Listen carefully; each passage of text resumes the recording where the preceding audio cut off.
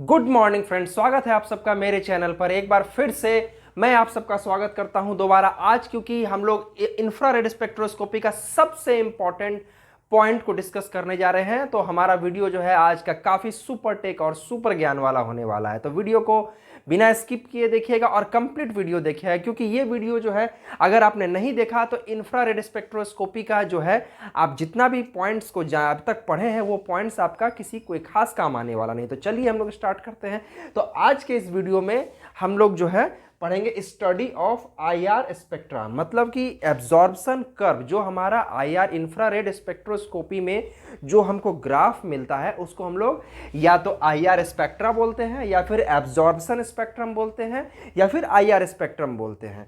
तो मान लीजिए कि अगर आपके पास कोई मॉलिक्यूल दिया हुआ है, फॉर एग्जांपल अगर आपको कार्बोक्सिलिक एसिड मैं देता हूं, या फिर अल्कोहल देता हूं, या फिनॉल है, ईथर है, ईस्टर है, कुछ भी है, तो आप उसका इंफ्रारेड स्पेक्ट्रम में मतलब इंफ्रारेड स्पेक्ट्रोमीटर में स्टडी करने के बाद जो ग्राफ मिलेगा, तो वो ग्राफ को देख करके आप कैसे पहचानेंगे कि हाँ ये जो ग्राफ है ये इंडिकेट कर रहा है कि हमारे पास जो सैंपल दिया हुआ है वो इस प्रकार का हो सकता है या फिर ये सैंपल हो सकता है। तो उसके लिए आज का वीडियो बहुत ही इंपॉर्टेंट होने वाला है। तो चलिए हम लोग स्टार्ट करते हैं। तो इस वीडियो में हम लोग सबसे पहले बात करेंगे अल्केन का। अल्केन का एग्जाम्पल हो गया जैसे हमारा CH4 है, C2H6 है, C3H8 है, C4H10 है, या फिर लॉन्ग अल्काइल चेन वाला जैसे ये हमारा हाइड्रोकार्बन है जिसमें हाईली ब्रांच है। तो इस तरह का जो है हमारा जो मॉलिक्यूल है या फिर हमारा जो सैंपल है, पहले हम लोग उसका स्टडी करना शुरू करेंगे। तो हम लोग सबसे पहले अल्केन का स्टडी करेंगे। तो ये देखिए मेरे पास एक सैंपल है जो मैंने पहले से प्रिपेयर करके रखा हुआ है। ये हमारे पास है मीथेन मॉलिक्यूल है। मीथेन मॉलिक्यूल यानी CH4, इसमें 4 hydrogen carbon attached with a single carbon atom with a single bond. तो इस स्ट्रक्चर का मैंने यहाँ पर जो है डायग्राम भी बनाया हुआ है। इसको समझने का तरीका कुछ इस तरह है। ये देखिए, ये जो वेज बॉन्ड है ये शो कर रहा है कि प्लेन ऑफ द बोर्ड से जो ऊपर की ओर आता हुआ हाइड्रोजन बॉन्ड है, ये वाला बॉन्ड हुआ। ये जो डैश बॉन्ड है ये शो कर रहा है कि जो हाइड्रोजन आपका पेपर इस प्लेन के अंदर की ओर जा रहा है। ठीक है, तो ये हाइड्रोजन और ये वाला हमारा हो गया बाहर का हाइड्रोजन, ये वाला हो गया अंदर का हाइड्रोजन। और ये जो दो हाइड्रोजन है, this one and this one, एक मैं सिंगल लाइन से ड्रॉ किया हूँ, पतला लाइन से। तो ये बता रहा है कि ये दोनों हाइड्रोजन इस प्लेन में इस तरह प्रेजेंट है। ठीक है, तो ये हमारा मॉलिक्यूल है मीथेन मॉलिक्यूल, जिसका कि ये डायग्राम है। मीथेन मॉलिक्यूल में दो टाइप के वाइब्रेशन हो सकते हैं। पहला हो गया stretching vibration, stretching vibration. Next हो गया बेंडिंग वाइब्रेशन। ठीक है, स्ट्रेचिंग वाइब्रेशन 2 टाइप्स के हो सकते हैं। पहला हो गया सिमेट्रिक स्ट्रेचिंग और सेकेंड वन इज हो गया एसिमेट्रिक स्ट्रेचिंग। Asymmetric stretching. ठीक है, तो कुल मिलाकर के जो हमारे पास मॉलिक्यूल है, या तो हम बात करें इथेन का या प्रोपेन का या ब्यूटेन का या फिर लॉन्ग ब्रांच चेन का। ठीक है, तो लॉन्ग अल्काइल चेन वाला जो है ब्रांच चेन भी है इसमें और लॉन्गर अल्काइल चेन है। तो ये सभी में जनरली ये 3 टाइप के हमें वाइब्रेशन देखने को मिलेंगे। फर्स्ट हो गया स्ट्रेचिंग वाइब्रेशन जो कि 2 टाइप से होंगे, सिमेट्रिक वाइब्रेशन, एसिमेट्रिक वाइब्रेशन, और second one is bending vibration. Third point हमको क्या ध्यान रखना है कि stretching vibration occur at high frequency, high frequency.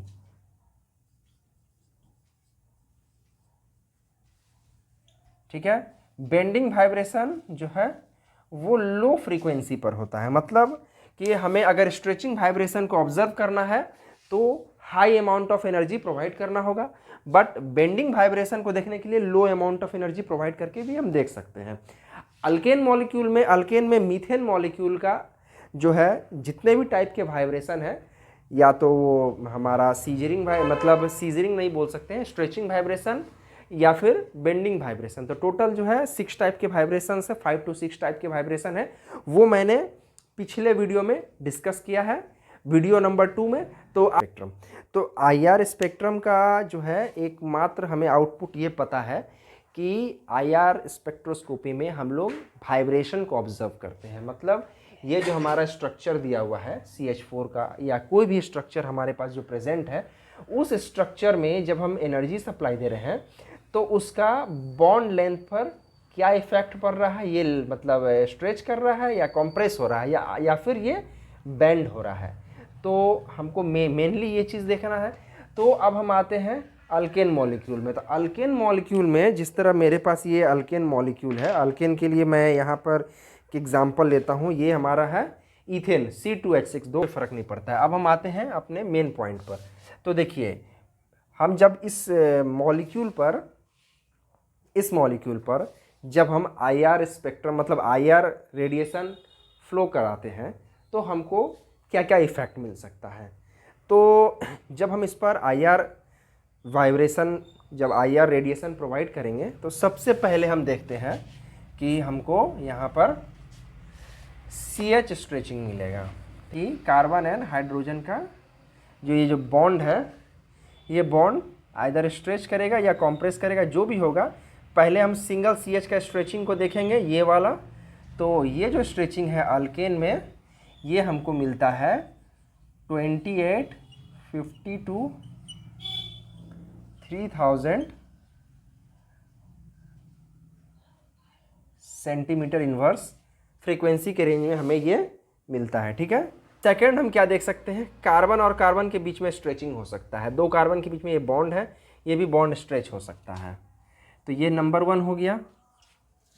Number 2 हम देखेंगे CC स्ट्रेच।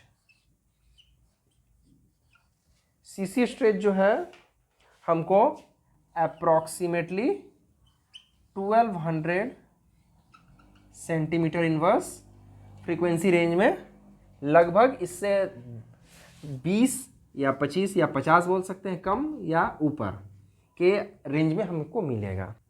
थर्ड में मिल सकता है CH2 बेंडिंग। मतलब ये जैसे हमारा मीथेन मॉलिक्यूल है, एक कार्बन को कंसीडर करेंगे, ये वाला हाइड्रोजन और ये वाला हाइड्रोजन, या फिर ये और ये, कोई भी दो हाइड्रोजन को हम लोग कंसीडर कर सकते हैं। तो हम देख रहे हैं कि ये जो स्ट्रेचिंग हो, मतलब ये जो बेंडिंग होगा, ये हमारा प्लेन में अगर हम लेते हैं तो ये कुछ इस तरह का बेंडिंग होगा। तो ये हो गया हमारा सीजरिंग, जो हम लोग कैंची चलाते हैं, ये उस तरह का इसमें यहाँ पर जो है बेंडिंग होगा। ये इसको हम थोड़ा इस वाले बॉन्ड में बेहतर समझ सकते हैं। ये लॉन्गर बॉन्ड है, स्ट्रेचेबल बॉन्ड है। मैं यहाँ दिखा रहा हूँ आपको, ये देखिए, ये जो बॉन्ड है ये बहुत ही, ये जो है कुछ इस तरह होगा, सीजरिंग बॉन्ड। ठीक है। तो सीजरिंग जो है हमको आता है लगभग 1465 सेंटीमीटर इनवर्स के रेंज में। नेक्स्ट वन आता है हमारा CH3 बेंड। ये भी बेंडिंग वाइब्रेशन है।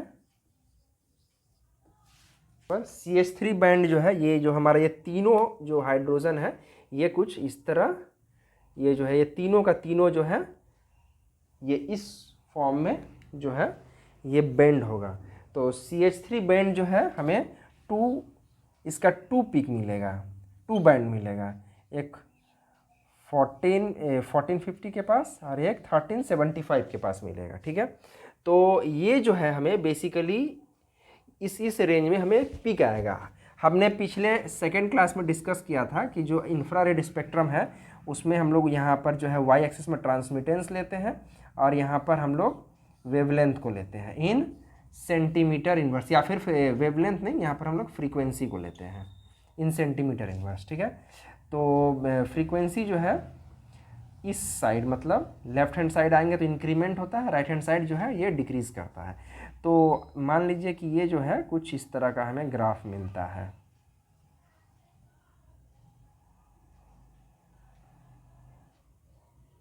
आप देख रहे हैं कुछ इस तरह ग्राफ मिलता है। इसको हम लोग आगे क्लास में डिस्कस करेंगे कि ये ग्राफ किस तरह का आता है।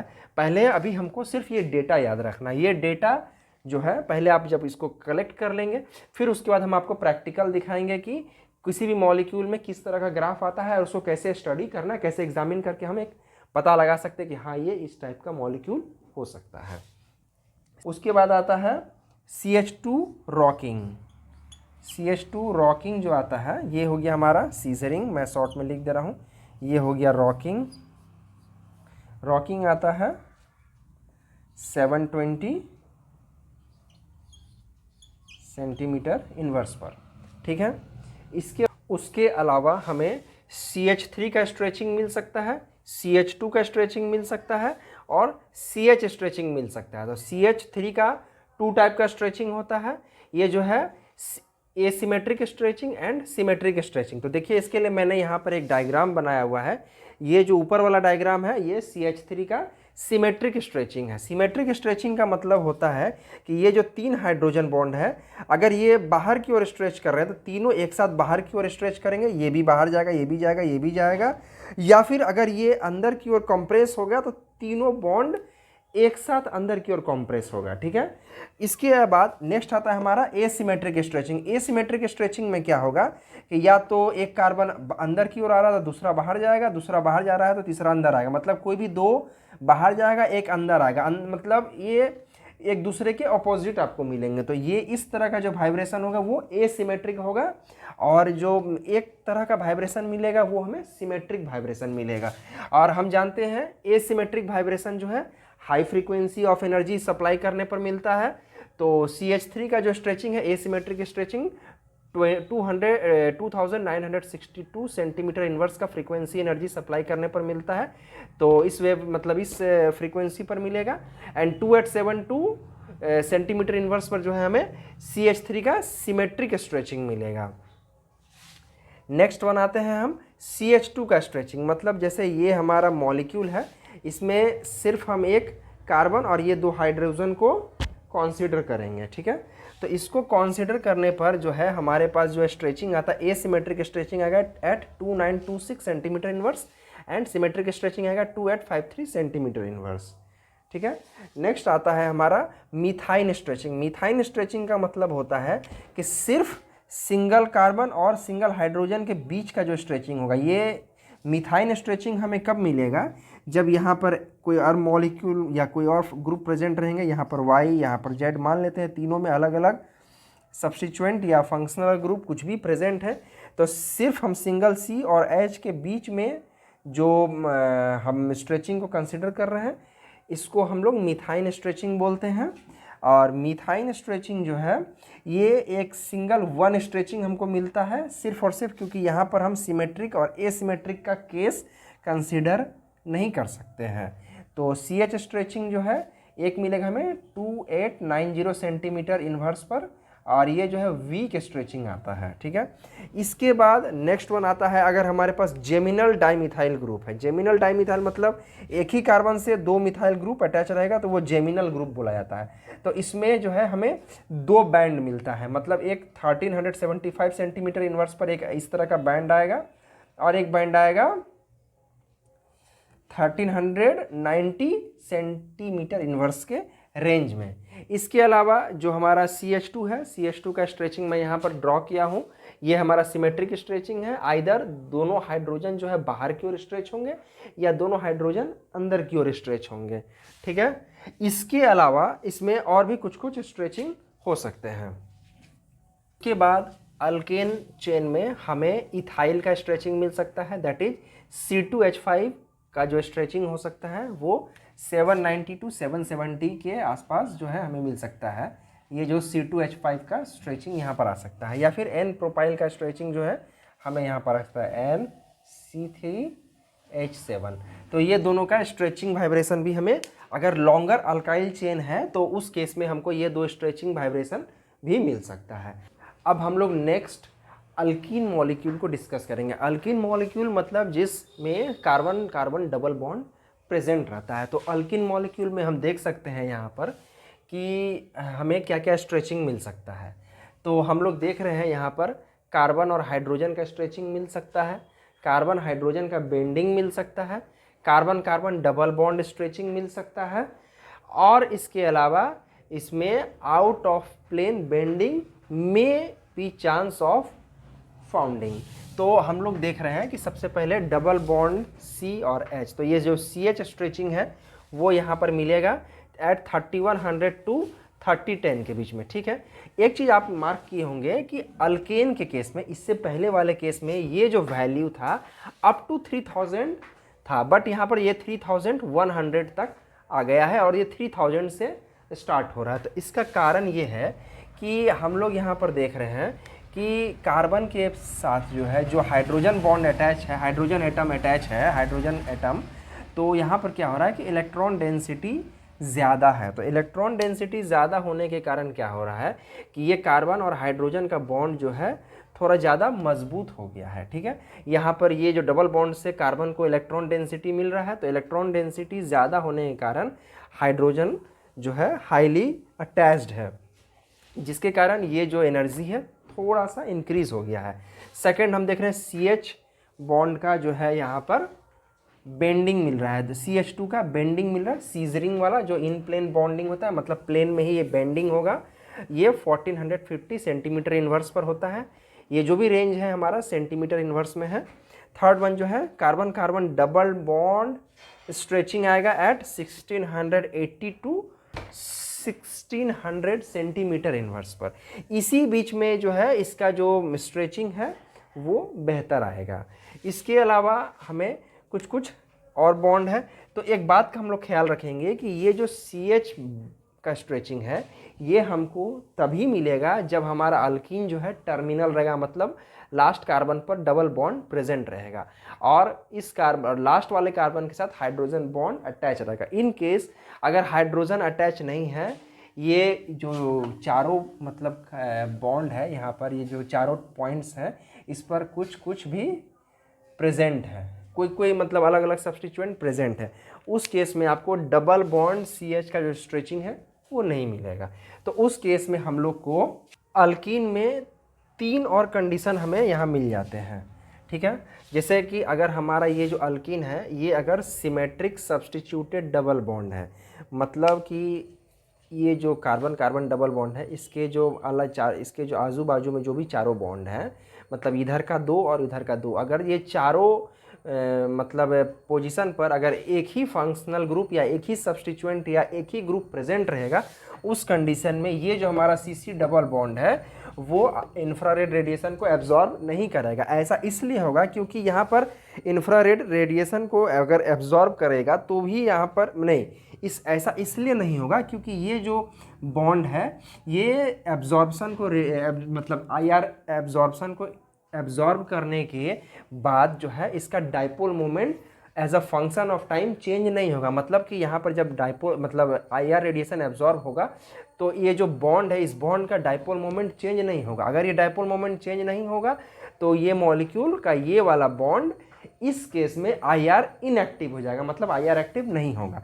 उसके अलावा अगर हम देखते हैं कि सिस सब्स्टिट्यूटेड या फिर ट्रांस सब्स्टिट्यूटेड जो बॉन्ड रहता है, मान लीजिए कि ये ट्रांस सब्स्टिट्यूटेड हो गया ये कॉर्नर कॉर्नर में, या फिर अगर सिस सब्स्टिट्यूटेड रहता, तो सिस और ट्रांस सब्स्टिट्यूटेड डबल बॉन्ड जो होता है वो IR एब्जॉर्प्शन को एब्जॉर्ब करता है और वो IR एक्टिव मॉलिक्यूल होता है, क्योंकि यहाँ पर डाइपोल मोमेंट चेंज होता है as a function of time, मतलब समय के साथ जिस समय इस पर IR रेडिएशन पड़ रहा है। तो उस कारण यहाँ पर हमें सिस वाले केस में 1660 सेंटीमीटर इनवर्स पर एक CC डबल बॉन्ड का एब्जॉर्प्शन मिलेगा और ट्रांस वाले केस में 1675 सेंटीमीटर इनवर्स का एब्जॉर्प्शन यहाँ पर हमको मिलता है, ठीक है। इसके बाद हम लोग डिस्कस करेंगे अल्काइन मॉलिक्यूल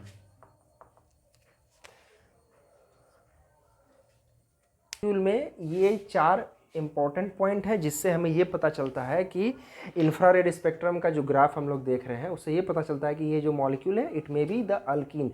इसमें जो ट्रिपल बॉन्ड CH का जो स्ट्रेचिंग है हमें एट 3300 सेंटीमीटर इनवर्स पर इसका स्ट्रेचिंग मिलता है। CC ट्रिपल बॉन्ड स्ट्रेचिंग जो है 2160 सेंटीमीटर इनवर्स के अप्रॉक्स इसके आसपास में हमें मिलता है। थर्ड वन जो है ट्रिपल बॉन्ड CH का जो बेंड, मतलब ये जो कार्बन और हाइड्रोजन का जो बॉन्ड है ये बेंड करेगा, ये बेंडिंग जो है हमें 700 टू 600 सेंटीमीटर इनवर्स के आसपास मिलता है, ठीक है। इसके अलावा अगर ये जो हमारा ट्रिपल बॉन्ड CH है तो ये अगर टर्मिनल पोजीशन पर प्रेजेंट रहेगा, मतलब लास्ट कार्बन के ऊपर प्रेजेंट रहेगा, अगर यहाँ पर सपोज कीजिए कि अगर यहाँ पर प्रेजेंट है, तभी हमको ये CH स्ट्रेचिंग देखने को मिलेगा। अगर अभी हम लोग यहाँ पर एक केस को स्टडी करेंगे, अभी जो आपने नोट किया है अपने नोटबुक में, जहाँ पर अभी हम लोग डिस्कस किए थे अल्केन, अल्कीन और अल्काइन, तीनों के केस में जो है कुछ कुछ स्पेसिफिक स्ट्रेचिंग वाइब्रेशन और बेंडिंग वाइब्रेशन हमको मिला था, जो कि ये तीनों को एक तीसरे से अलग बनाता है, ठीक है।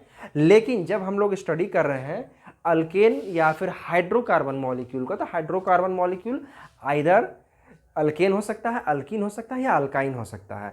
तो इस केस में हम लोग को ये तीनों डेटा को कंबाइंड वे में यूज़ करना होगा। तो इसका एग्जांपल हम लोग यहाँ पर देख सकते हैं। जैसे एक एग्जांपल देखिए, यहाँ पर हम जैसे यहाँ ये हम लिए हैं प्रोपेन मॉलिक्यूल, तो प्रोपेन मॉलिक्यूल हम देख रहे हैं कि ये अल्केन है, ठीक है।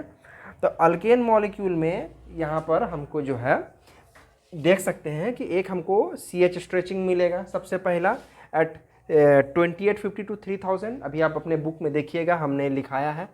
उसके अलावा CH3 बैंड मिल सकता है 1450 के रेंज में, CH2 बैंड मिल सकता है, CH3 बैंड के बाद CH2 बैंड मिल सकता है।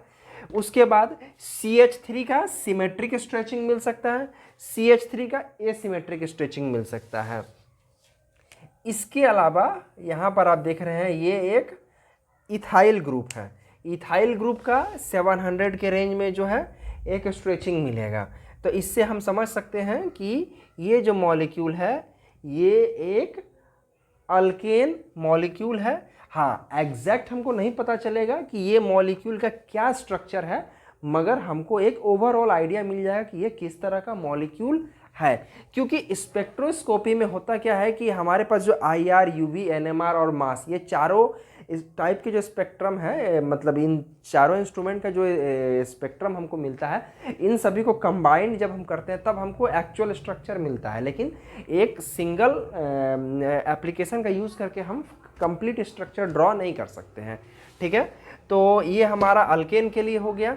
अब हम आते हैं अल्कीन के केस में। तो हम देखे थे कि अल्कीन के केस में जो CH स्ट्रेचिंग है वो CH stretching in case of alkane से ज़्यादा होता है। यहाँ पर 3000 का रेंज था, यहाँ पर 3100 to 3000 के बीच में, मतलब 3100 से लेकर के 3000 के बीच में जो है, 3100 से 3000 के बीच में CH का स्ट्रेचिंग हमको मिलेगा।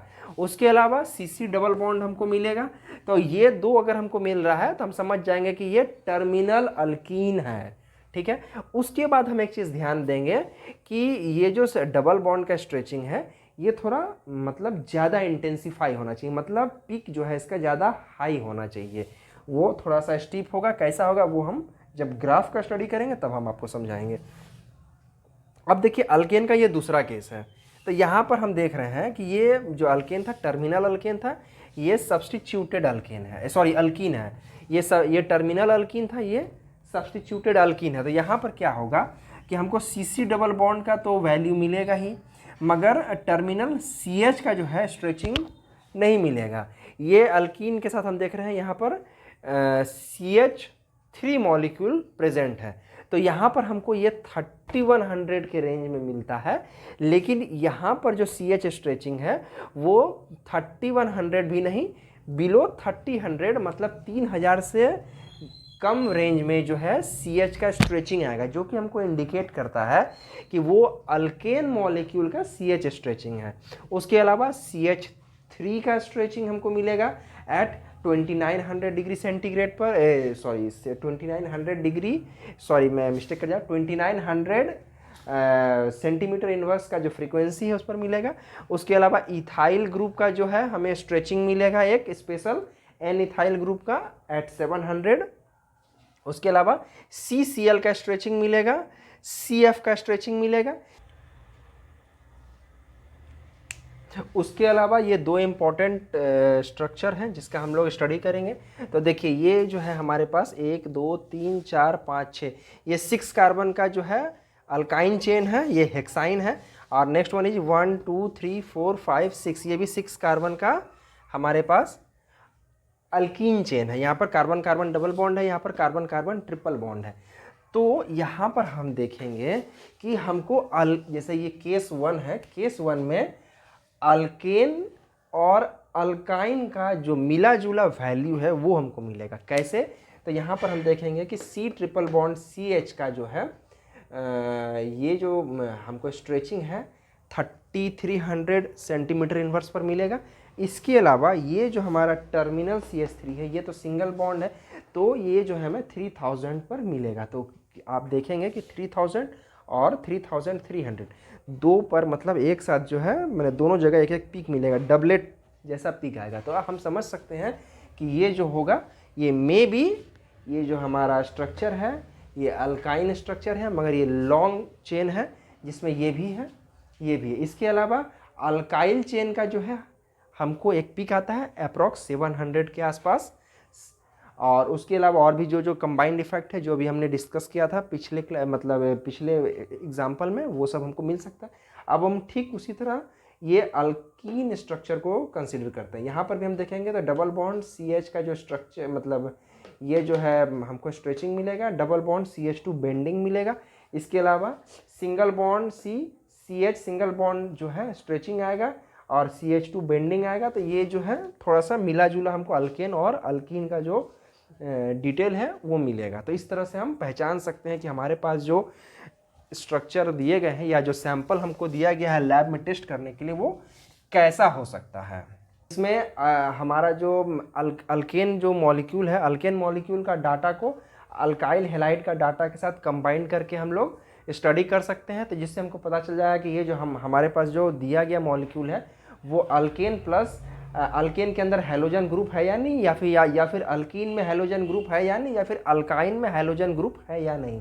तो उसके लिए हम लोग ये डाटा को वो तीनों डाटा के साथ कंबाइन कर सकते हैं। उसके बाद जो है नेक्स्ट आता है हमारा एरोमेटिक स्ट्रक्चर। तो एरोमेटिक स्ट्रक्चर जैसे हम ले सकते हैं एग्जांपल में बेंजीन को ले सकते हैं। बेंजीन में जो है हमारा देखिए यहाँ पर डबल बॉन्ड CH, तो ये जैसे हो गया हमारा ये कार्बन है, यहाँ पर कार्बन जो है डबल बॉन्डेड है प्लस हाइड्रोजन है। ये स्ट्रेचिंग हमको 3150 टू 3050 सेंटीमीटर इन्वर्स में मिल सकता है। उसके अलावा CH का जो है आउट ऑफ प्लेन बेंडिंग, मतलब कि ये हम जानते हैं कि बेंजीन जो है जैसे हमारा प्लेनर मॉलिक्यूल है, ये हाइड्रोजन जो है इस तरह ऊपर की ओर उठ सकता है या अंदर की ओर जा सकता है। तो ये जो हमारा आउट ऑफ प्लेन बैंड है OOP जिसको हम लोग शॉर्ट में बोलते हैं, ये हमको 900 टू 650 सेंटीमीटर इनवर्स में मिल सकता है। इसके अलावा carbon carbon double bond stretching at 1600 to 1450 centimetre के रेंज में मिलेगा। And in spite of all this CH stretching जो है इन प्लेन, मतलब प्लेन में ही या तो ये इधर जाएगा या फिर इधर जाएगा। तो इन प्लेन बेंडिंग जो है हमको एट 1300 टू 1000 सेंटीमीटर इनवर्स का फ्रीक्वेंसी रेंज में हमको एक इसका बैंड मिलेगा। तो ये जो है डेटा एरोमेटिक स्ट्रक्चर को हम लोग फाइंड करने के लिए यूज कर सकते हैं।